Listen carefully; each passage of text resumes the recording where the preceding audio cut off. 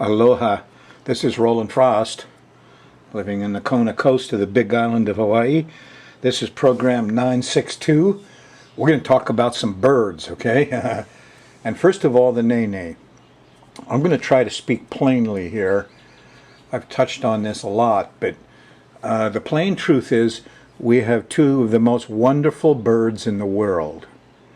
The nene is, to understand the goose, you really have to appreciate the goose in general. Like, check out the nene here. Now, here's the gray-lag goose. This book by Konrad Lorenz is full of wonderful, wonderful pictures. And Konrad Lorenz is probably the foremost animal behaviorist in the world for a long time. And so this book just totally turned me on to what a goose is. Mr. Lorenz said, or Professor Lorenz said, the goose is the most companionable animal, well, next to the dog, that a man can enjoy. He said, dog, you can't argue the dog is your man's best friend, but the second best friend is the goose. And the nene is a very special goose. There were 40 or 50 species of geese in the Hawaiian Islands when the Hawaiians appeared over 1,000 years ago. And, well, the Hawaiians brought a lot of problems for the birds of Hawaii, including dogs, which they like to eat, and pigs, and rats. And these guys all will eat a little gosling. Now, these guys run around on the ground. The nene doesn't even fly for months out of the year. I have a report I'm going to read you shortly about this bird. But anyway, what happens here? This amazing animal. The Hawaiians kept them in their yard. Here's another one. Here's the alala, an amazing big raven the Hawaiians kept in their homes. So the Hawaiians kept two wonderful birds. There were 40, 50 species of geese in the islands. They kept this one. 4 or 5 species of ravens and stuff. They kept this one. They're domesticated. The Hawaiians domesticated them. They lived in Hawaiian homes, the goose and the raven, for over 1,000 years. Yes, real great companions. Especially this is the alala. This has got to be the smartest bird. The raven's the smartest bird in the world. This is larger and has a bigger vocabulary than any other ravens. Yes, the Hawaiian raven is the smartest bird in the world. Well, they're, less than 100. The nene, likewise. What happened? Well, some very well-meaning people, they weren't stupid, but they were a little ignorant. Not many bird people read Captain Cook and Captain King's journals to see what it was like when the first Westerners got here. But when you do, you find out these two birds, there they were. The goose in the yard, the raven in the house. These were real famous naturalists, Captain Cook, Captain King, Captain Clark, and they wrote about these guys. But when after the Hawaiians came, they kept these two safe from all the things that ate all the other birds, including Hawaiians, and pigs and dogs and rats. Now, here's the poop on this nene from the government is that there used to be thousands here, but loss of habitat. What's that mean? We didn't build houses on them. Hunting, you didn't hunt them. Not the Western man. The introduction of predators, such as mongooses. Mongooses were brought in by the planters and didn't get to Kauai. Feral cats and dogs. Boo. They're not going to, no. But here they tell you, don't release pet cats and dogs in the wild where they can harm the birds. You know what happens when you release your pet cat or your pet dog into the wild? They starve to death. Yes. So what did we do here? Well-meaning biologists came into Hawaii and found these two wonderful birds, and they were living up in the hills because the Hawaiians had all died. Yes. And so what did the birds do? You know, they had a tough time. They can't live here in the wild either.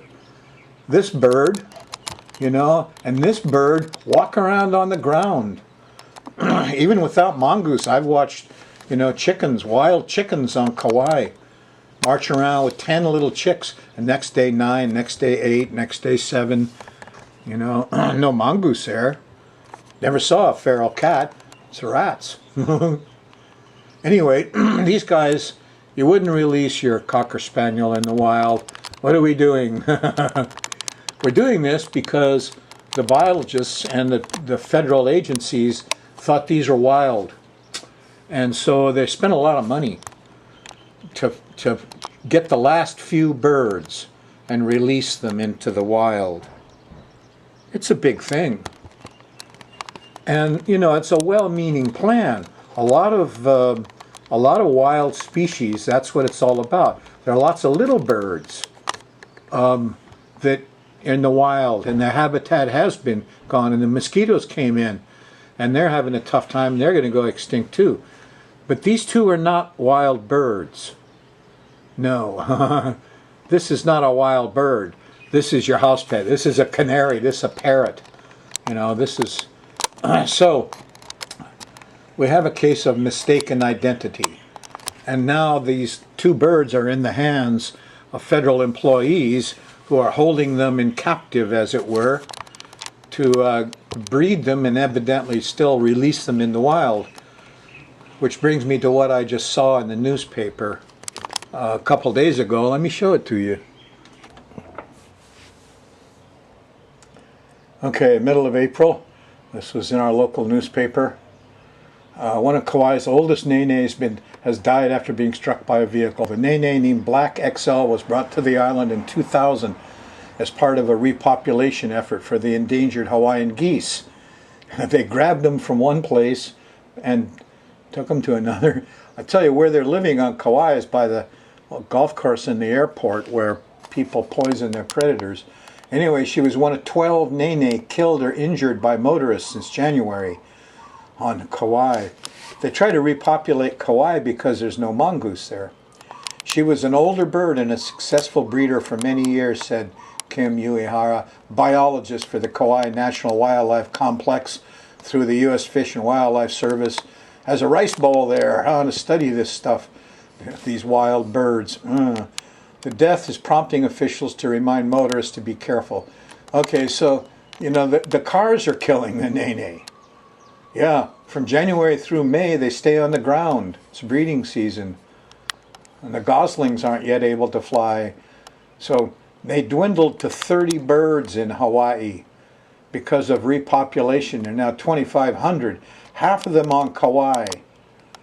No threat from mongoose, but, you know, the cars are getting them. Look, I saw them on Haleakala. Geese can live at very high altitude, and that's where you see them. On the Big Island, you see them up in Pohakaloa, because the predators don't go up there. It's too cold. But the geese can handle it, see? And so we've got geese that probably love ohelo berries. I'm an ohelo berry lover myself. And I tell you, when I go hiking, I watch for them. So anyway, here we got this problem of misidentification, that a bunch of very well-meaning biologists from the federal government, for the good of the bird, decided it was wild and it needed to be re-released. They did not know about Captain Cook and Captain Clark's journals and the documenting of the fact that these are actually domestic birds. So release a la into the wild, you're just as a death warrant. And most of the nene, too. They need to be in Hawaiian yards and houses, in our yards. They need to be in a domestic thing. How do we get these very well-meaning people to change direction? Because it's their rice bowl. They got all these big grants and money. And here we've saved these birds. Probably the best goose breed in the world, and certainly the best raven breed in the world that Hawaiians kept for humanity for over 1,000 years. And because of ridiculous federal laws, it's like keeping Roger Christie in jail for 3 or 4 years so a couple of DEA agents can keep their rice bowl going. Is that what's going on? Are these biologists living off the death of these two species? And what they're doing is putting them out in more danger. You know, we need to keep these domestically. Yes, these are domestic birds. So, I wanted to say it out plain. We have to change a mindset here of people in the government who... I confronted one of the young ladies, a wonderful young lady who worked at the place over there, and said, "Is it true these were domestic birds?" And she said to me, slightly embarrassed, "Well, when we found them, they were wild in the hills." You know, which is Kamehameha's there at 1820, and then the plague strike, and pretty soon, instead of 200,000 Hawaiians along the coast, Kona coast, there's 20,000 and then 2,000. Where'd all their pet birds go? Into the wild. Those that survived, they're not. We're lucky that these people from the federal government came in and at the last moment grabbed these wonderful two species and have kept safe in minimal numbers. And, you know, it's not fair to blame them for trying release programs, because that's what these guys do. You know, if you've got a hammer, everything looks like a nail. So, gosh, folks, to any of you who work over there, to any of you in this business, these are two of the most special birds in the world, the Hawaiians saved for humanity. We got to change our ideas about them and give them back to competent Hawaiians and people. Give them back their pets and their domestic goose. Yes. Yeah, you can't buy one. You can't raise one. You can't have possession of one. It's against federal law. These two birds are suffering. They love people.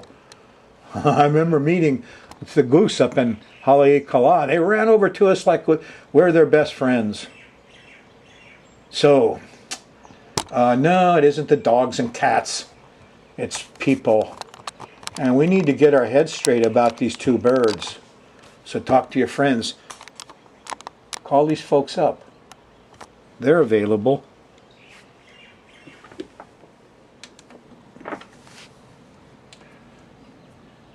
I'm trying to write this all down in a simple, straightforward fashion. I keep getting hung up. I'm getting old. That's one reason I'm putting it out here to you folks, is I can't do everything all myself here, and especially for you Hawaiians. There's no blame involved here. No.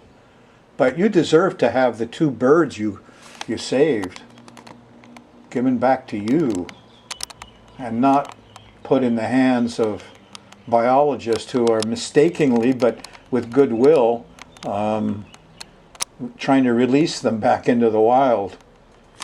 And here's the two places. You know, they got all these birds just in a couple of places. If hurricane smacks that Keho bird sanctuary out there, you're going to lose the world. Extinction's forever, you know. Here you got the smartest bird in the world. And we've put him out there in one spot, jailed him, won't let him see people. They love people. You go out there and visit, they won't let you see the birds. They feed them with a phony, anyway. These people are all involved. They got websites. You can get to these websites. Yeah, research for endangered species. An endangered species isn't necessarily wild. And here's a big one, Hawaiian Audubon. Write them, talk to them, go on their website and say, listen, you got to change your ideas about these two birds. In order to save them, stop putting them out in the wild. Let's get them into homes and farms and professional people who can raise them, just like Hawaiians did for over 1,000 years. And Hawaiians, if I were Hawaiian, I'd be pretty pissed, you know, that they've got my captive. There's a good word. It's right there, isn't it? Captive. Well, you know, they've gotten good at raising them. They know a lot about their health. By golly, it's time to change our ideas and put the two best birds we have in the world, our two best friends, you know, our two very best friends. That's what we got here. So We need to get them back into our world. These are lonely now. They miss humanity. They were happy birds for 1,000 years in your yard and in your home. They need to go back there.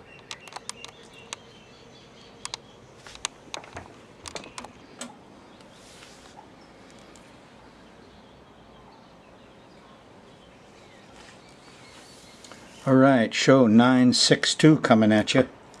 An amazing case of mistaken identity, huh? It's like having being pulled over by the police for something small, and then they think you're a famous murderer and you're in jail because of mistaken identity. Those are wild birds. Well, anyway, what's going on for you? I got a chart of the planet's locations here, and let's check them out. Mars is coming up to oppose Saturn. There it is, Mars. Towards the end of next week. And young men are going to battle authority. This time, a lot of time be guys in jail, be all the young men in Baltimore or Ferguson. They don't like the judge. They don't like the politician. They don't like the restriction. So that's a big opposition. You can have fires here and explosions and things. We still got the Uranus-Pluto square. Video cameras blocking police perversions. This is the new analysis machine blocking the pollution of your food and your drink and your smoke. Yes, Jupiter is still in trine to Uranus. There's still moments of enlightenment going along and stuff. Yeah, a lot of the zip got off of it after May 4th full moon. Took some of the lunacy out of it. Some little lunacy in the right way, sometime a good thing. But anyway, we still have a lot of enlightenment and good news going on. Yes. And now we have another full moon, the 14-degree Scorpio full moon, that just happened a few days ago for you, trines Pluto, and a lot of discovery goes on. Hopefully Pluto is the la and the discovery of this information that Captain Cook and his buddies found them. The most common house pet, in the Hawaiian homes was a large black bird, and there was a goose in the yard. Well, we did not know this. This is new information. So you can't blame the folks for trying to save the birds thinking they're wild. No, we just got to change our mindset and get a different plan together. That's what discovery is all about. So now we're in the discovery phase since May 4th full moon. All of that stuff about the police that we had to block and stop and put on videotape, and the pollution and the volcanoes, more to say on that. Even the UFO thing came up. There was NASA, the head of NASA came out and said, we'll have our life on intelligent life out there within 10 to 20 years, he says. We're gearing up to do it. Hooray. So there was anyway, Uranus had his time for a while, and since May 4th, that full moon, the emphasis is not on him, it's on Pluto. Let's go discover what it's like to be a policeman. Suppose you took all the policemen and put them in white uniforms and took the pistols away, leave the long guns in their car. And you'd have a whole bunch of different kind of policemen just wearing white without a sidearm. And then the training of quick draw shoot. Screw that. They don't even teach them to shoot at their feet. They teach them to shoot them at got a kill shot right for the center. Yeah, that's the training they get. Their training stinks. And their appearance stinks. Don't dress in black. You don't need sidearms. Change the whole thing. So we have a time to do that in discovery from until about June 3rd. There's another full moon and shifts all the emphasis off of that. So, coming up, by the way, at the end of next week, you're into no shadow times, and time to be religious and meet your father. Well, here's the planets all set up, and they're in their proper places, and we're going to run the moon around the edge of this planetary pattern. The moon goes all the way around once a month, and as it moves around, it makes angles, squares, obstacles, oppositions, fights, trines, and sextiles. Oh, goody, goody, ease. that makes those angles to all these actors on the stage, and that's how we generate what we call the mood of the times. So what's the mood of the times? Well, Thursday night, moon's already in Capricorn. You're starting to feel a little bit of that zap. Volcanoes, police, sharks. Comes up in the middle of Friday. The moon goes by Pluto, and that's what you're thinking about. Of course, it squares Uranus in the afternoon, and here's a bunch of, I feel alone, and what can we do, and what good is a video camera, and blah blah. There's a feeling of aloneness. So this is your common disaster thing, Freaky Fridays, the frenzied Fridays. And there it is, moon going by Pluto. It starts with an opposition to Venus. Well, I won't get into that. That's early Thursday morning. The girls aren't happy. There's no sweets. But early Friday morning, 2 o'clock, 3 o'clock in the morning, there's a sextile to Neptune. There's some spirituality and music. It's just the power goes out through most of Friday. Eek a bug. When the moon goes by Pluto, it sets off your crocodile mind. Flight or fight. Sudden startle reflexes. Sudden fears. What's underground? You'll feel a little better as you go into Saturday, but the moon's still in Capricorn here until the middle of the day. And about the time it shifts into Aquarius, there's a nice trine to Mars, and you start to feel heroic. I'll go out and get things done. I'll fix things. If there's a hurricane warning, I'll go store things. I'll tape the windows. I'll do stuff. Okay, good. Get out and be a hero. Do physical things Saturday. It could be sports, because here's a nice sextile to Saturn, and it's kind of organized, huh? Organized physical repair, sports, physical activity is for Saturday. Moon's still in Aquarius on Sunday, and on the 10th, and it starts with a nice trine to Mercury. The kids are happy, we're communicating. And then after lunch, here's the opposition to Jupiter, and the square to the full moon at 14 Scorpio. And so we're overdoing it, and we're pumping it up, and it's too big. And the lawyers, everybody's pumping up their trip, the professors, the lawyers, these so-called wise men. Look out, you're not going to like them much here on Sunday. Call them talking heads, You don't see news anymore on the so-called news networks. You see blocks of heads that are supposed to be experts. This guy was a Navy SEAL. This guy was CIA. Here's FBI. What do you guys think about ISIS? And they go on for hours. It's not news. That's opinion. God, I hate Fox. I can't understand what they're doing. You just tune into Fox, the third word will be Clinton, Hillary. It's full attack all the time, 24 hours a day. Talking heads, Sunday. You don't feel so hot Sunday night late, around midnight there's a square to the sun. You lose your ambition. Better you go to bed early. On Monday, the moon's still in Aquarius on the 11th. There's a square to Mars in the afternoon, so physical activity, now you tend to lose your temper. Sorry.